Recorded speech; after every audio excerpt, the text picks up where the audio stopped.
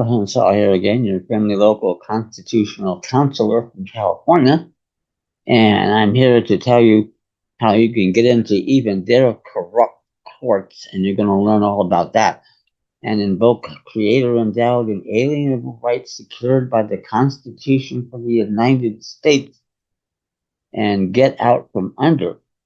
Because what you're going to learn is that you're not in a common law judicial court to which all of us have the right from day one. There's no trial by jury. There's no nothing. And yet here we are, and they think they have jurisdiction and venue in an executive administrative agency. And among other things, we're going to learn is what you have judicial officers in there, but they're acting in an executive administrative tribunal and not a judicial court. Can you say separation of powers? And that's been a major big issue recently in the U.S. Supreme Court and increases our chances of getting there. And oh, by the way, you do not go there on the appellate side. We're going to get there in the court's original jurisdiction. You're going to learn all about that. Send me an email, youwinningcourt@gmail.com. And in the original jurisdiction, we have the right to be there. It is not optional. That's how good of a job those racist framers did back in the day in ordaining and establishing this Constitution to secure the blessings of liberty to ourselves and our posterity. And this, by the way, includes everybody.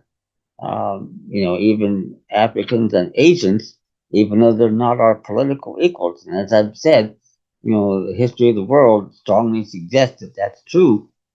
But what that means is, though, that there is a lawful way if we want to make changes in the sovereign body politic of how to do it. Fine. If it happens that way, no problem. But you can't invoke federal, regional, martial law rule like they did with the 14th War Amendment to do a damn thing, let alone change or destroy the sovereign body politic of the nation and republic. And yet we've been relegated, for all apparent intents and purposes, to undocumented enemy aliens, and so have Africans and Asians. That's what they see, and that's why you see the yellow fringe flag around the United States. That's a military standard, according to the U.S. Attorney General in 1921. And, they think that all of us are in the armed forces, and that's why so many executive orders being issued by President Trump. And I think this is the ulterior motive that he has in doing it, because he knows better. Because the president simply can't control all the members of the sovereign independent states admitted into this union by martial law rule. That's not how it works, and he knows it. I believe Bondi knows it.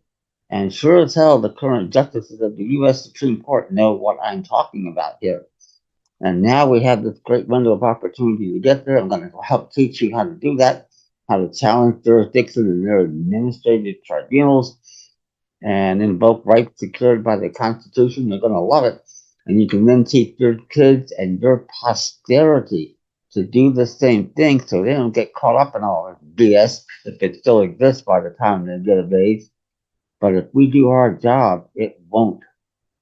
And that's what I'm striving to do here and get back to that original intent. We can make changes from there, do it right and consistent with the Constitution. That's a whole different matter. But that's what has to happen. And that's what's so exciting. And if they had told you in 10th grade U.S. history, and they didn't tell me either, I would have been very excited all those decades ago. And I went to school right outside of Washington, D.C., crying out loud, and didn't learn jack shit. Education, by the way, was a lot better back in the day. We didn't have all this transgender crap and the 14th Amendment nonsense. It wasn't there. So in many respects, it was a lot better. But boy, just nothing there. But instinctively, I knew what I knew.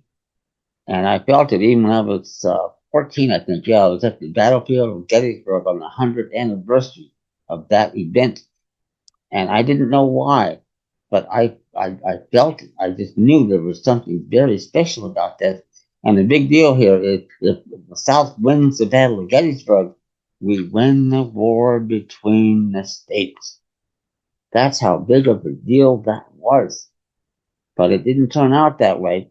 But just because we quote unquote lost the quote unquote war doesn't mean that they could invoke federal, regional, martial law or rule, which is what they've done from the 14th Amendment on forward.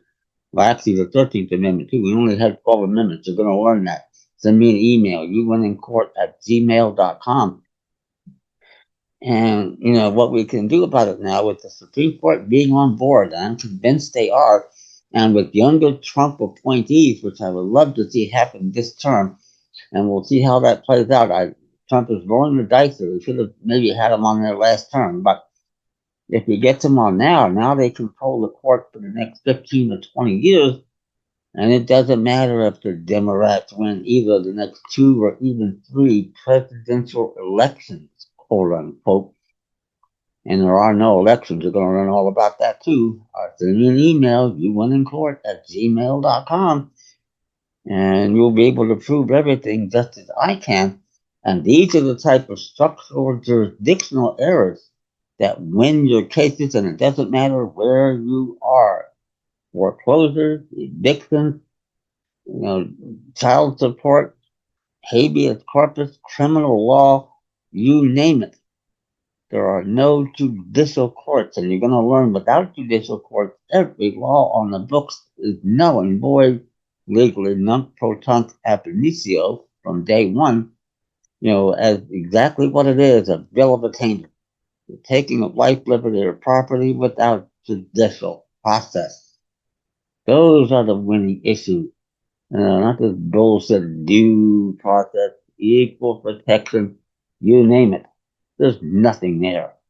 Absolutely nothing. Once in a great while, they have to make it look good. And even when they do that, like in the case of George Floyd, that stupid ass cop should have been convicted of first degree murder and on death row.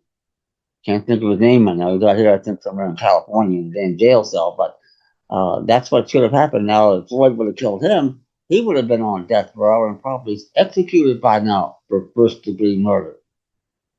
Wow, what is this? Our agents, their lives are more valuable than us in a principal and agent relationship? They're going to learn all about that too. Send me an email, youwinnincourt@gmail.com. It's absolutely astounding. And you get my modestly priced constitutional defense document packets, materials, and you can use these across the board to challenge jurisdiction. They're not going to be opposed. They never have been. And that's how we get out from under. And it's a lot more to it than that too, and we have to identify what I call the primo perp, and that can vary from case to case, but they're going to be on the hook for huge settlement payments because when they went into a court they knew or should have known did not have jurisdiction, they committed acts of treason to the Constitution. And you're going to learn again that's the U.S. Supreme Court saying it, not me. So they either pay up or they may end up enjoying what I call an all expenses paid vacation to Alligator Alcatraz and see how you like it. Have a nice fucking day. Now that said, send me an email, youwinnincourt@gmail.com. Subscribe, tell your friends, get the word out. The sooner we act and start invoking our rights, the quicker we make all this go away and we get our lawful government back. Thank you.